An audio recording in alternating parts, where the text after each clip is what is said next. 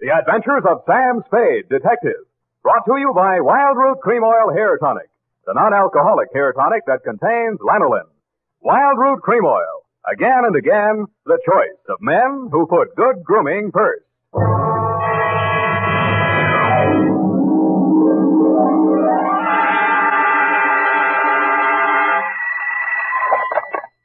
Office of Samuel Spade, Private Investigations. Good morning. Evening. Effie? Miss Perrine is on a vacation. Perhaps I may be of assistance, no doubt.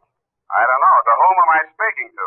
I am sorry. I cannot divulge that information to an entire stranger. May I take a message? Look, Miss Whoever you are, I don't want to discommode you, but I am sorry, but I will have to ask you in no certain terms to resist from this line you are handing me. I am not the type secretary. Forget it. I'll just call Miss Perrine long distance and dictate my report over the phone. Oh, my servant daughter. How very gouch of me, Mr. Spade. Oh, I'm Bernadine, Effie's relief. I mean yours. I could use some. Oh, shall I send out for some medicine? Yeah. The phone number's on the wall behind the water cooler. Tell them the 100 proof bonded and hang the expense. I'll be right down to dictate my report on the bail bond caper.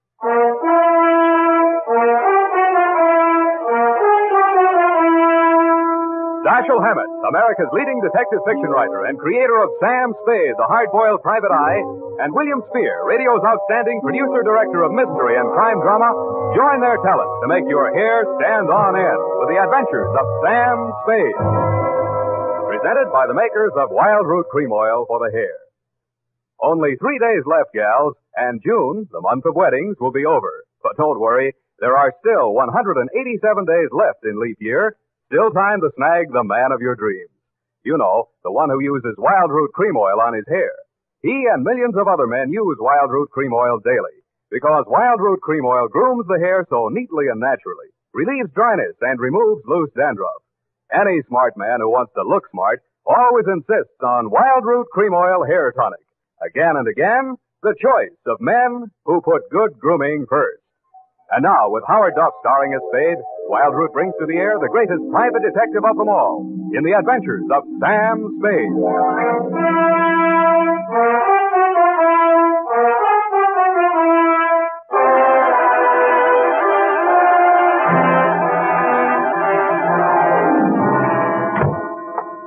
Oh, Mr. Spade. You are Mr. Spade. You just gotta be.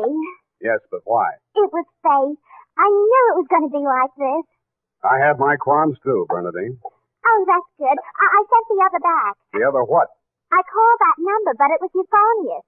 They said whiskey. Is something the matter? No, nothing at all. I'm perfectly calm. Well, I'm glad. My previous employer was very nervous, which is why I just happened to be tentatively at large when Effie reproached me about being a relief to her. Figures. Bernadine, now I'm not being fresh. Honestly, I'm not. But do you take shorthand? Yeah, but I don't speak it. What is that you speak? Don't answer. Ready? Rodney. I mean Roger. Date. I'll have to ask my mother. Down, Bernadine. Date, June 27, 1948, to Miss Effie Perrine, care of Perry's Lodge, Kanab, the Pearl of the West, Utah. What? Oh, wrong letter. I'll get to that later. Date, June 27, 1948. To Leo M. Scarlett, care of Leaf Branch, Root, Knox and Wood, attorneys at law, 333 Pine Street, San Francisco, from Samuel Spade, license number 17596. Subject, the bail bond caper. Dear Leo, I'm sorry things turned out the way they did, Leo, and I'd like you to know how I got into it. It wasn't for the reward. I don't take rewards. I'm not in love with your wife, no matter what she says, and I wasn't sore at you about anything. I was just sitting in my office, minding my own business, when the door opened, and Vivian walked in. She looked every bit as beautiful as she did when she lived under me in Ma Tuttle's boarding house in 41.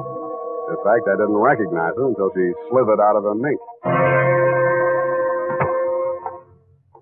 Hello, Sam. Surprised to see me? Yeah, but I'm trying not to show it. What's on your mind? Is that all you've got to say to me, Sam? Well, you're here on business, aren't you? All right, I don't blame you. It all happened pretty sudden, Leo and me.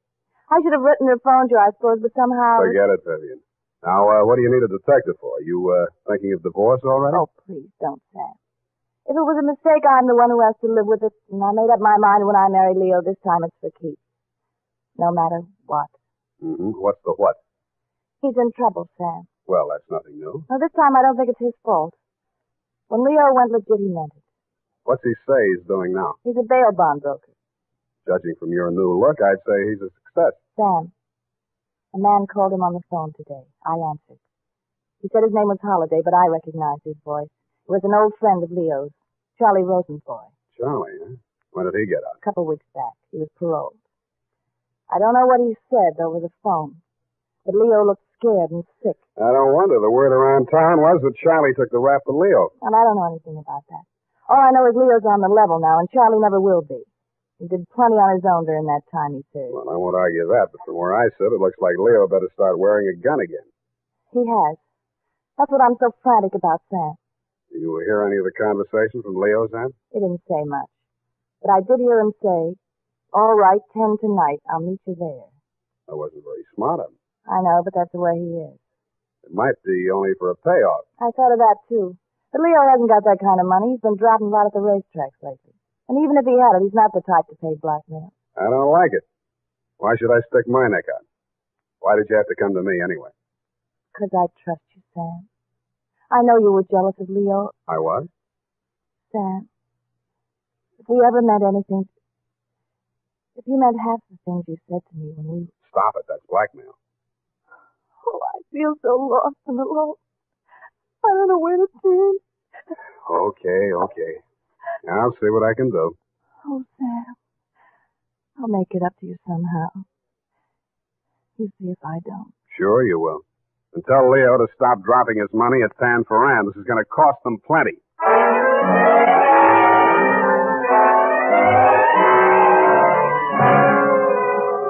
Vivian had said that your rendezvous with Charlie was scheduled for 10 in the p.m. and that you were too upset to go to work that day, so you'd be at home, 1246 Dunne. I took a plant in your apartment building from a sleepy lagoon-type cocktail bar across the street called, you guessed it, the Sweet Leilani.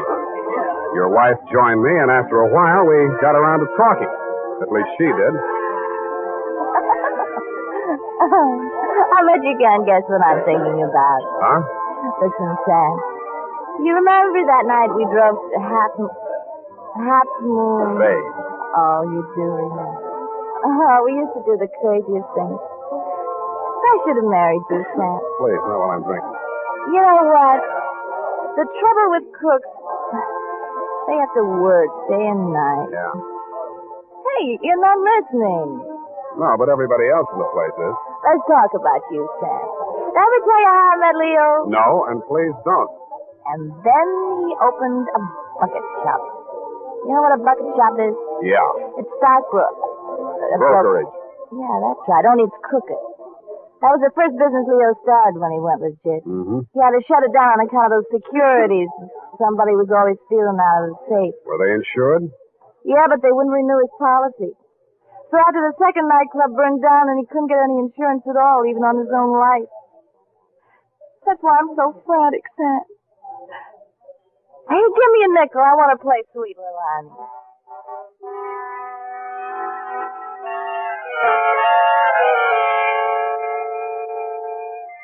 50 nickels, and 2 hours later, Sweet Leilani broke under the strain, so we had Princess Papuli till even that gave out, and were starting on the Hawaiian war chant when she disappeared through a door marked Wahine, Hawaiian for powder room, and never came back.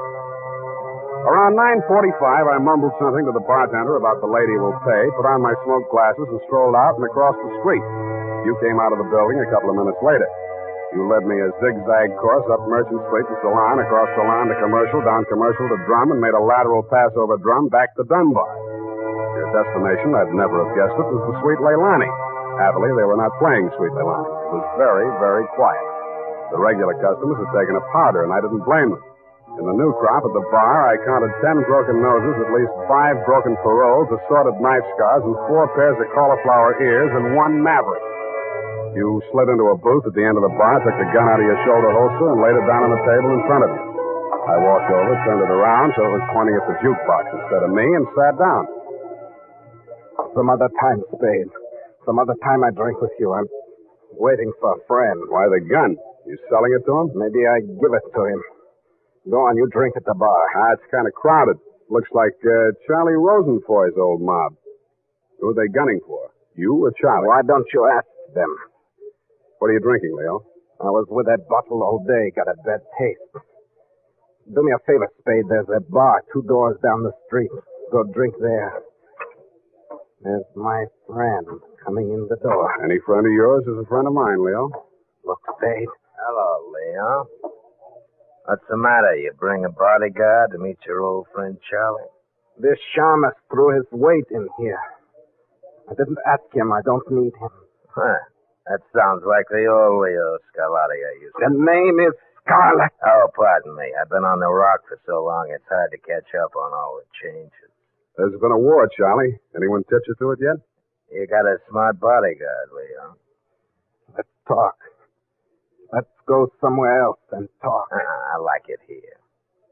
Okay, we start. How come you tipped the mob we were coming here? You promised you wouldn't. Like the shamus, they got to drink somewhere. All right, say what's in your mind and I'll go. Yeah, and if you don't mind, I think I'll do my drinking at the bar.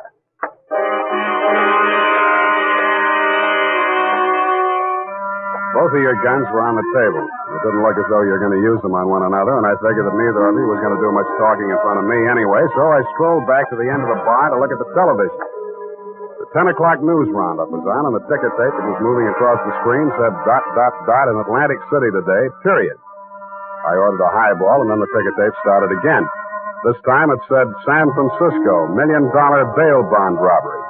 $1 million in negotiable bonds is tonight in the hands of a group of daring hold-up men who commandeered an armored truck at the very portals of the police department in the Hall of Justice. And it said, this concludes the 10 o'clock edition of the television news roundup. I had a slight hunch that if the television boys had had their cameras on the big bail bond robbery, that at least some of the characters would have been played by at least some of the bad actors that were foregathered in the Sweet Leilani. In fact, what you and Charlie were saying and doing when I walked back to your booth was almost too much to the point. You let me see the bulky portfolio Charlie shoved across the table at you. It looked like a carrying case for bonds, bank messenger type. But it was sealed with wax blobs bearing the imprint of the Great Seal of the state of California. I was impressed. Where'd you get this? You can read about it in the papers, and if I was you, I'd get this out of sight before them papers hit the street. One thing more. Don't try to clip none of them coupons. And one thing more in addition. Don't open it at all. Sure. Spade? Yeah, Leon? I think I hire you after all.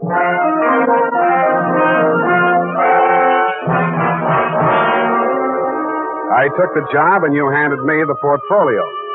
Outside, we flagged the taxi and you gave the driver an address on Portsmouth Square. Your office, I hate to remind you, was behind one of a bunch of neon-lighted storefronts across from the Hall of Justice. The sign on the door said, press the button and let freedom ring any hour, day or night. The only bell in sight was a stop-press-type burglar alarm. You unlocked the door and we went in. You paused in front of a big green safe with a combination lock and started twirling the knob. The tumblers clicked into place. I picked up an inkwell and waited for the safe to open. All right, Spade, give me it. I did, with both hands. With my left, I handed you the portfolio, and with my right, I pitched the inkwell at a well-wired slab of plate glass window. When the burglar alarm went into action, so did you. You dropped everything and were out of the door and out of sight before you could say, let freedom ring. While I was waiting for the cops to arrive, I helped myself to a $500 bearer bond I found lying loose in your safe. I had a feeling I might be needing some bail myself.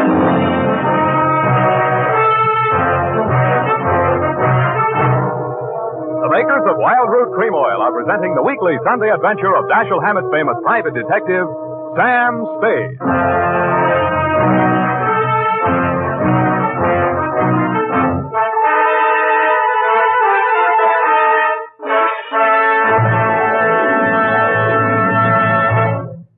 Here's important news on good grooming.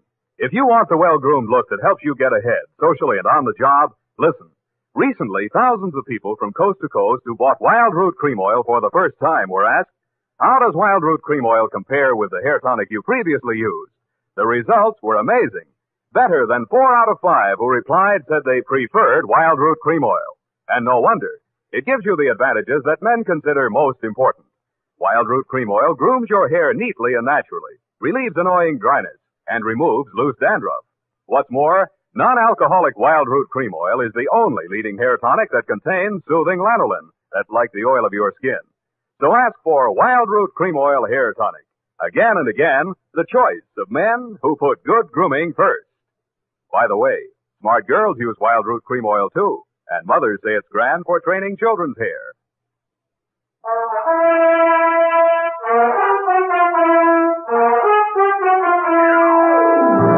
And now, back to the bail bond caper. Tonight's adventure with Sam Spade.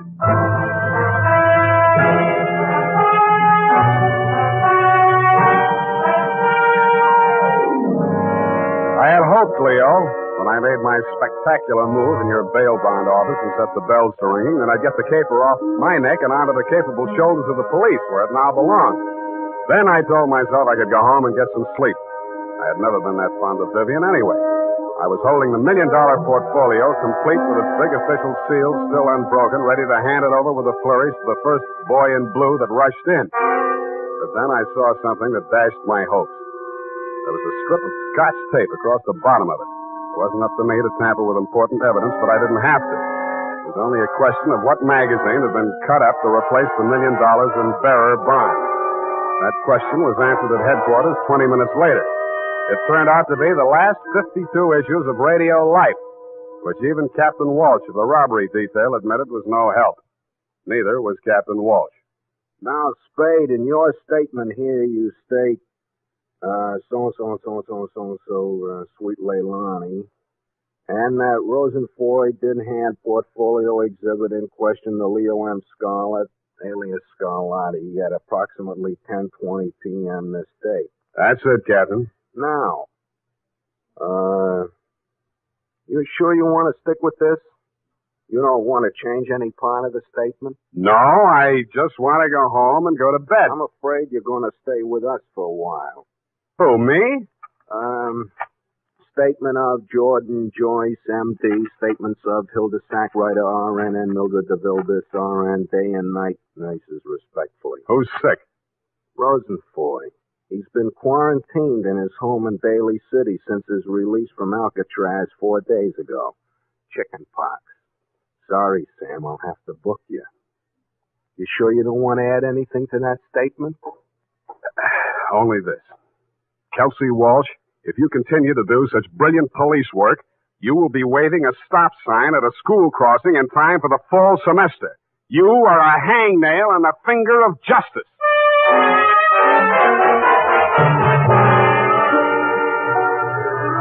I thought I had been courteous and cooperative, but even so, it was the middle of the afternoon by the time they set my bail. $1,500. That made it light. But I hadn't had time to hang the curtains in my cell when I got even worse news. My bail had been posted by who? Vivian, a banana peel, in the steps of progress. She met me outside. Well, aren't you going to thank me? What for? Getting me in jail or getting me out? Getting you out, of course. It was all the money I had in all the world. Leo's money was impounded, you know. But, Sam, when I thought of what you and I once meant to each other, maybe we still... Yeah. Well, you'll get your money back. I'm not really guilty. Oh, I know that. What else do you know? I guess it's safe to talk. Leo phoned me today. Where is he? He wouldn't say. Some pay station. He kept putting in nickels. Sam, you've got to talk to him. You've got to convince him it's best to give himself up. Now you're beginning to make sense, sweetheart. But how can I get to talk to him? I've arranged it. He's to meet us at the Club Leilani. You know, where we had our reunion yesterday. That place on Dunbar? Yeah. Oh, that's great. A crowded saloon less than a block from the police department. Besides, the place has lousy memories for me. By the way, did you ever get out of the ladies' room? If you don't mind, I'd rather talk about something else. Okay, let's talk about how do we bring this big secret meeting off in a crowded cafe. Is Leo coming in a false beard? You really think I'm stupid, don't you? I didn't say so. Well, it so happens that the place is closed on Tuesday. See that sign in the window? Closed Tuesday? Mm-hmm. Now, how do we break in? I was counting on you. You're a detective. Can't you use a glass key or something? Did you say that bail bonds you bought for me was all the money you had in the world? That's the truth. Then get ready to forfeit it. It's a risk I've got to take. You've got to take. Sam, please, if we ever meant anything... Yeah, I know. Half Moon Bay. But sometimes I wish we hadn't been childhood sweethearts. Wait here. I'll case the alley.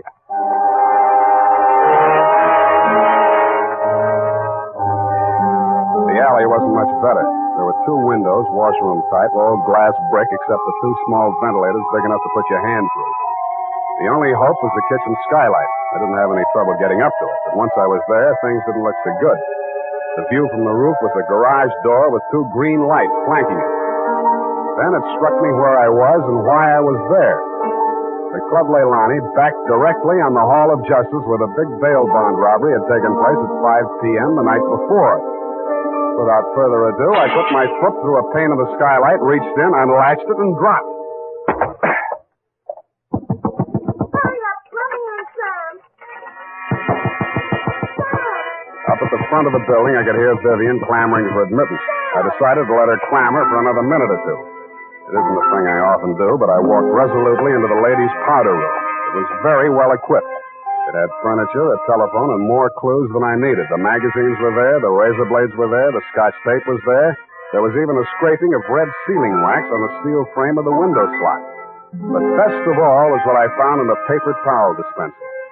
I lifted it out and moved it next door to the men's washroom. Then I let her in. What kept you so long? You'll spoil everything. I was afraid you'd... Here comes your husband. Come on, let me in. What happened, Leo? You're early. Any objections? I just got itchy, that's all. How are you, baby? Don't, Leo. I'm so nervous. Strange. What are we going to do, baby? What's Spade going to do for us? Tell him, Sam. I'll leave you two alone to talk it out. I'll freshen up a little. Haven't had my face on all day. Poor kid. Well, Spade, let's have it. Yeah, she's right, Leo. I can do a lot for you. But you've got to do something for me. Spade, this is level. I never saw those bonds. I know that. Then what are you after? The truth. It's the only thing that can save you, and if you take this rap, I take it too. I'm in clear up to my neck. Okay. Charlie Rosenfoy came around to Vivian and made her this proposition. He was going to pull this bail bond job and plant the goods on me to get even for the rap he thought he'd taken for me. Vivian pretended to play along with him, only she got hold of the package long enough to take the bonds out and put the old magazines in instead. Yeah. The idea was the mob would think Charlie had double-crossed them, taken the goods for himself, and delivered a phony packet to their banker, which was supposed to be me. Sure. Only you had to get smart and set off that burglar alarm. Now I'm getting the squeeze on all sides. The mob, the law, Charlie are all gunning for me at once. Don't worry about the mob and the law, and don't worry too much about Charlie. What are you driving at? That'll be him now. Who tipped him I was here? Get back in the corner. It's dark in here. He'll never see you. I'll take care of him. All right. Hello, Charlie. Oh. Come on in. Good boy, Spade. Get his gun. You're my friend. Sure, I'm your friend. Come here. Yeah, sure, Spade. Pleasant dreams, fellas. Now I act. Hey, Charlie! No, Leo!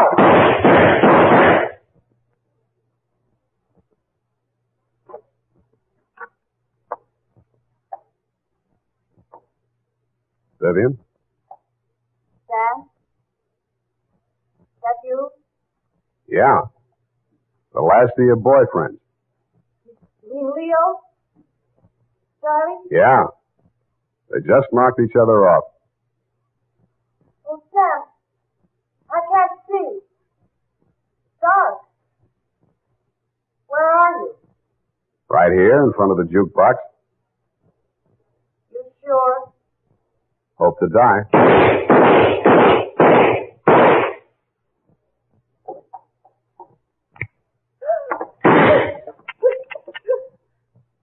Drop it, Vivian.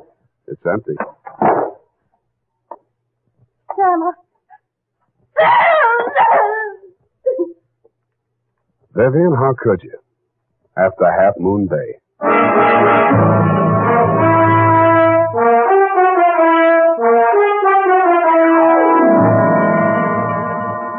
I'm sorry I had to knock you boys out, Leo, but better lumps than bullet holes, eh? After she started wrapping up the caper, it wasn't too hard to figure what she was up to, providing you could keep her smoke out of your eyes. She told Charlie how to operate on you and told you how to operate on Charlie. $1 million for her and 2 dead gangsters lying on the floor of an empty joint where they'd shot it out. The secret of the missing bonds would have to be written off by the police as having died with either one of whichever of you ever had them. Period. End of something. Pardon me, Mr. Spade. I know you're tired, and if you're too brushed, please feel free to elude the whole matter. But... Yes, okay, let's do that. Thank you. Effie said that you were always glad to qualify any little points that she didn't understand. She said that, did she? Yeah. But she also said that quite accidentally that you sometimes leave things out that should be left in. Bernadine, times are very bad. They're cutting salaries everywhere. But where were they during the whole nefarious affair, if you'll pardon the expression? The bonds? In the paper towel dispenser, didn't I say so? Oh, that's what you moved to the men's. But how did they get there? In the Walreenies, if you'll pardon the expression. Simple. When the thieves whizzed through the alley after the heist, Vivian had her well-manicured little lunch hook thrust through the window slot to receive them. Oh, that's how the red sailing wax got there. Bernadine, you're spectacular. Now go and type this up. You're making me nervous.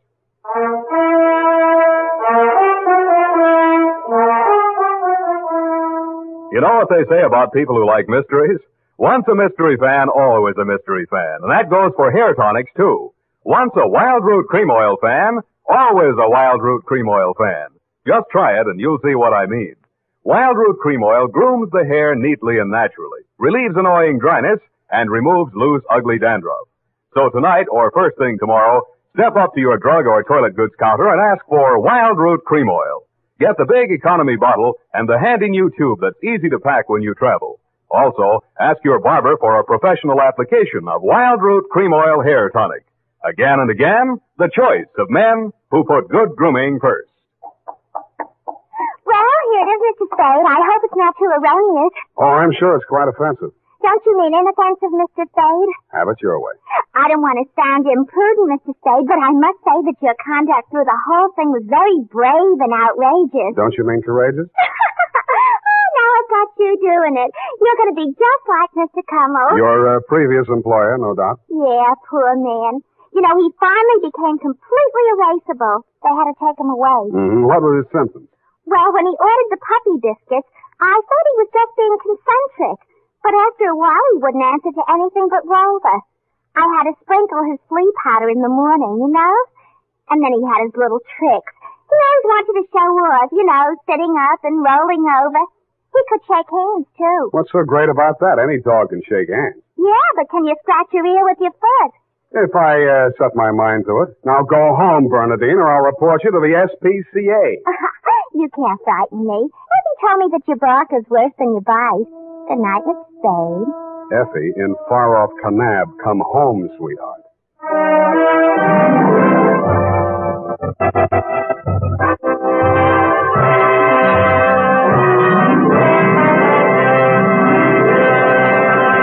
The Adventures of Sam Spade, Dashiell Hammett's famous private detective, are produced and directed by William Spear. Sam Spade is played by Howard Duff. The Adventures of Sam Spade are written for radio by Bob Tolman and Gil Dowd, with musical direction by Lud Gluskin. Gil Dowd directed tonight's broadcast in William Spear's absence.